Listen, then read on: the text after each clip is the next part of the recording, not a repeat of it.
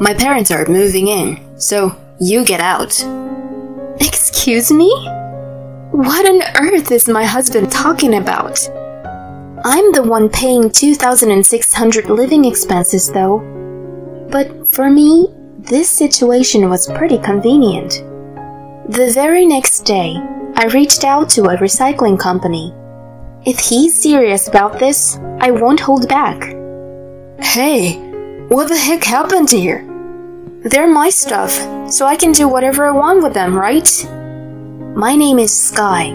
I recently got married to Gavin. We met at a friend's party, and he was the one who made the first move. Gradually, I find myself drawn to him, and we started going out. Things went smoothly between us, and after about 2 years of being together, he popped the question. The timing was perfect, as I was hoping to get married in my early 30s. I was over the moon when he got down on his knee. I eagerly accepted, and we planned to tie the knot in the near future. Soon after, we went to introduce ourselves to each other's family. He had a stable job, so my parents were reassured. Please take good care of our daughter. Yes, I will make sure she's happy. When he confidently declared, I was delighted. He was funny and caring, so I had no doubt our marriage would be blissful. After that, we visited his parents to make introductions. To be honest, I don't even want to remember it so much. First of all, they gave off a bad vibe from the moment I introduced myself. Hi, I'm Sky. Nice to finally meet you. Oh, you're here, Gavin. It must have been a hassle to come all the way here in this heat. I prepared some cold drinks, so come inside. Oh, you brought a friend with you. I didn't notice. Mom, she's not a friend. She's my fiancé, Sky. Oh, my mistake. How fortunate that Gavin chose you, Sky. My mother-in-law uttered something unexpected. It was incredibly rude to ignore my greeting, especially since it was our first meeting. We were then led into the living room to greet my father-in-law, but he didn't respond to my questions and simply talked with Gavin. They didn't mention our marriage at all and had an insider conversation that only they understood for over an hour. I felt completely left out. And that's how our introduction to my in-laws ended. I didn't even get to have a proper conversation with them. I felt that they acted terribly, so I asked Gavin if he had given them a heads up about our marriage. He apparently did, but if that was the case, they treated me pretty coldly. I felt very unpleasant. Because of that, I was reluctant to go through with the formal meeting between both families. I participated feeling incredibly anxious. I had warned my parents beforehand to be careful when dealing with his parents. My parents handled it well, though. His parents weren't displaying best attitude, but my parents asked many questions and praised them for every answer, so his parents started speaking more openly. The dinner meeting went smoothly in a cheerful atmosphere, and I was relieved. I felt tremendous gratitude toward my parents for that. Afterward, we had a memorable wedding, went on our honeymoon, and moved in together. We received a marriage certificate in a few weeks, and our marriage became official. And so began our newlywed life. I have to admit, being newlyweds was really exciting. Since we didn't live together before getting married, it was also a fresh experience for us. Every day, I was in a happy mood. I'm home. Hey, about time. What's for dinner tonight? It's meatloaf, your favorite. Meatloaf? Awesome. I'll change right away. We were just gleeful like that every day. Even though we both had jobs, Gavin would often cook simple meals, which was a big help to me. I had heard many stories about how all the chores fell onto the wife after marriage, and it became tough. I was glad that it wasn't the case for us. I thought I was lucky to have married him. We had a happy newlywed life. However, about a year into our marriage, his attitude suddenly became cold. At first, I noticed our conversation became distant. "Listen, something happened at work today." "Hey, are you listening?" "Oh, yeah, sure." "Seriously?"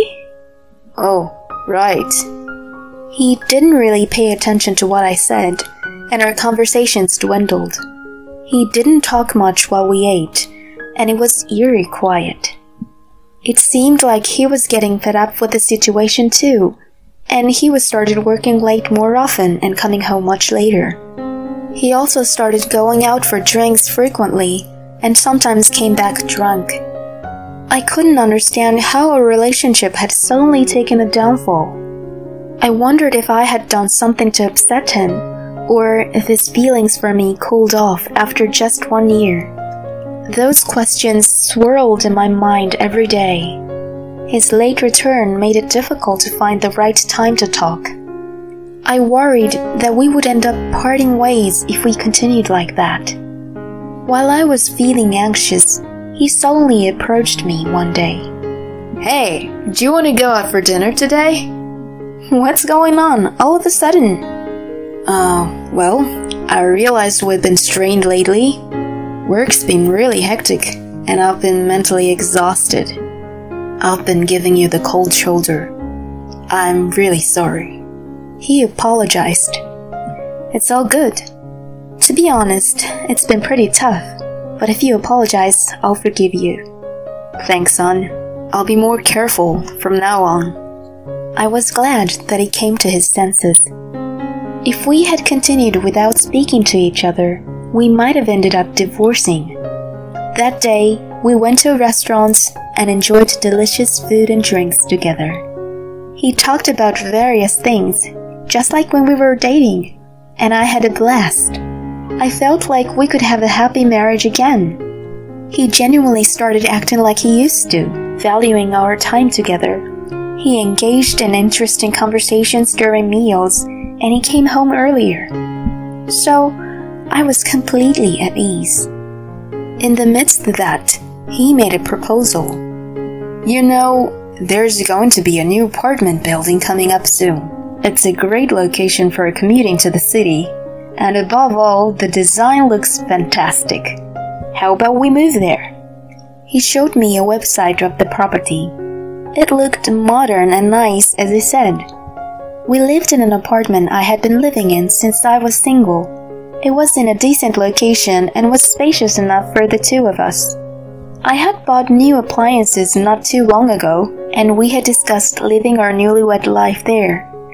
About a year and a half had passed since we got married, and considering our future and the possibility of having children, it was a good time to move.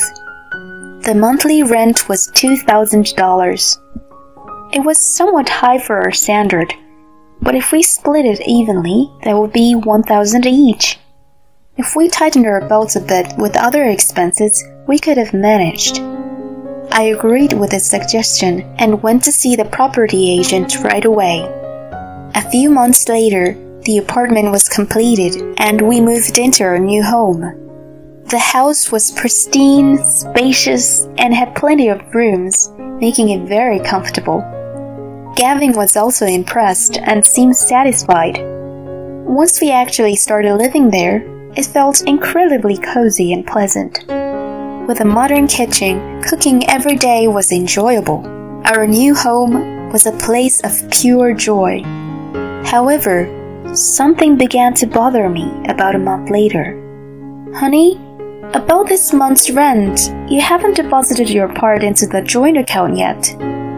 "Oh, really? I thought I had already put it in." "Please do it soon. There's a deadline." "Sorry, I thought I had already done it, so I went shopping. Can you cover for me this month? I'll pay you back right away." "Oh, okay." I reluctantly paid the entire rent from my salary. It was the first time I saw his lax side, so I thought he would repay me promptly. However, 2 weeks, then 3 weeks passed, and he still hadn't paid me back. In the end, the deadline for the next rent arrived. Look, you still haven't paid me for the last month. Wait, so I have to pay 2,000 all at once? That's impossible. No way, we agreed to split it in half every month. Well, yeah, but it's a bit too much, you know? Come on, don't make excuses. We made a promise, so you better keep it. I'm working hard too. I couldn't get what he meant by working hard. If he was working hard, he should be contributing to our rent for the sake of our marriage. Then, can't you set aside the rent from your salary in advance? Oh, okay. I was skeptical, and my trust in him took a nosedive. Besides the rent, I was paying for the groceries, utilities, and other expenses. It all amounted to about 2,600 a month. I wanted to save as much as I could, so it was challenging to get by on my salary alone. However, he continued to disregard the rent afterward. He only paid for the first month. Then, there was a time when I got really angry with him. It happened when I was cleaning on my day off and he was working.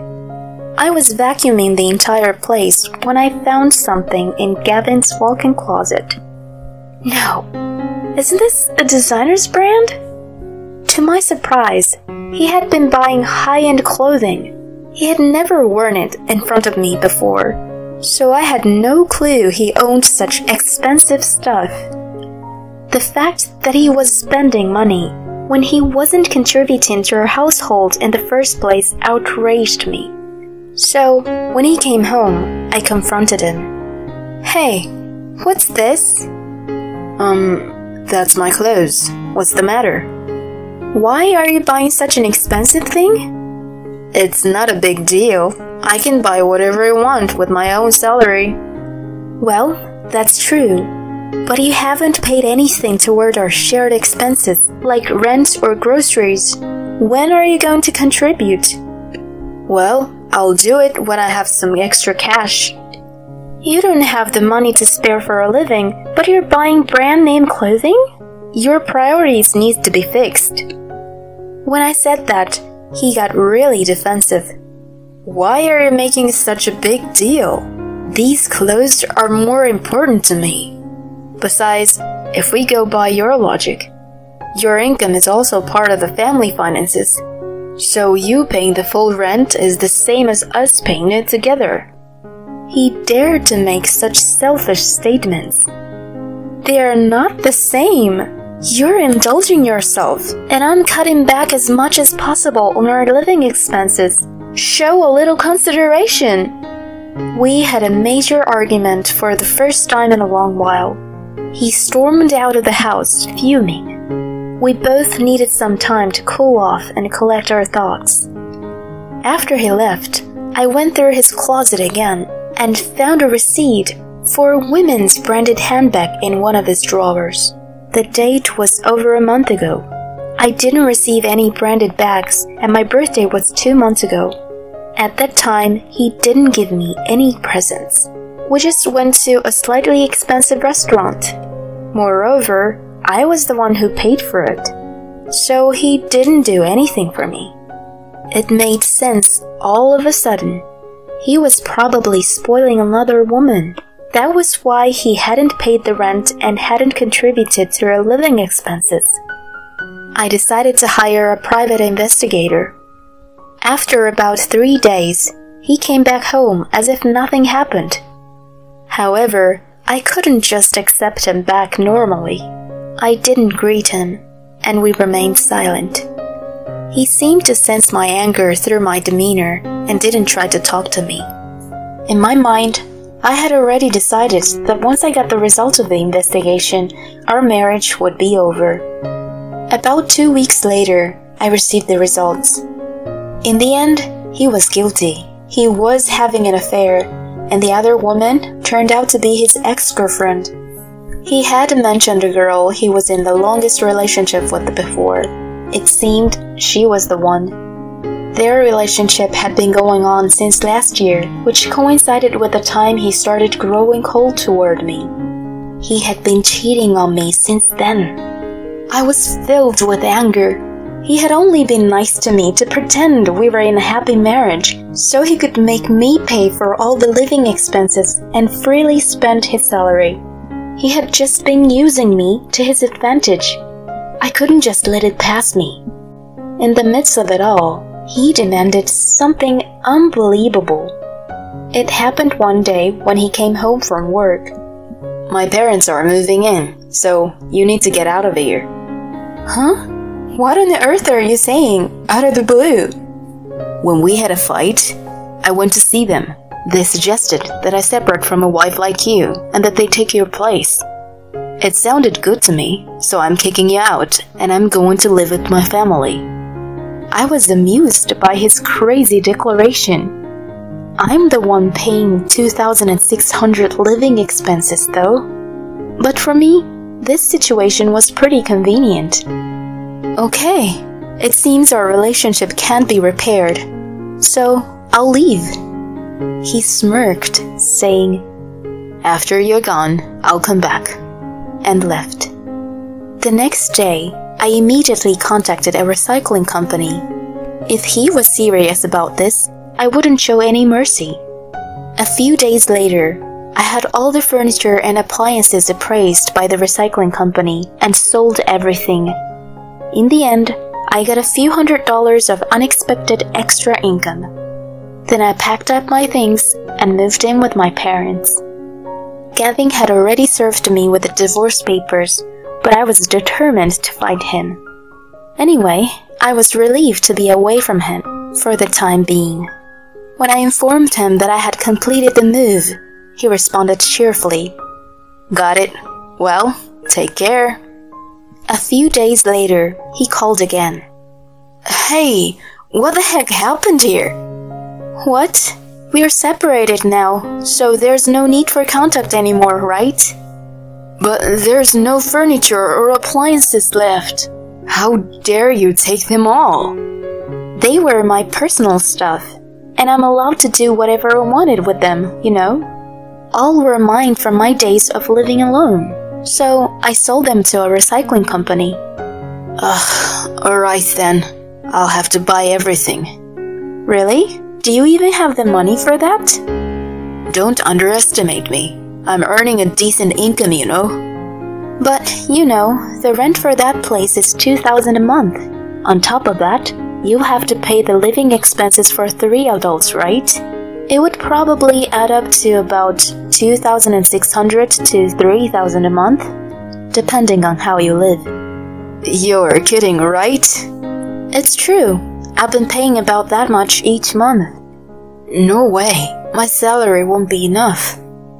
"Yeah, you won't have any money left for your affair either. I know everything. You've been seeing your ex-girlfriend. I'll come after you for alimony through a lawyer. Be prepared, okay? Bye then." "Wait, please." I hung up the phone, and then I demanded alimony from him through a lawyer. The amount was set at $30,000, but since he hadn't saved any money, he ended up in debt. As expected, he couldn't afford to pay the rent and the living expenses, so he had to move out of that apartment immediately. However, his parents had already sold their house, so they had nowhere to go. Currently, they are reluctantly living in a cheap studio apartment with their family of 3. He had been spending money with ease thanks to my income, but now he's left with no money and can't afford to entertain his mistress anymore. As a result, their relationship faded away.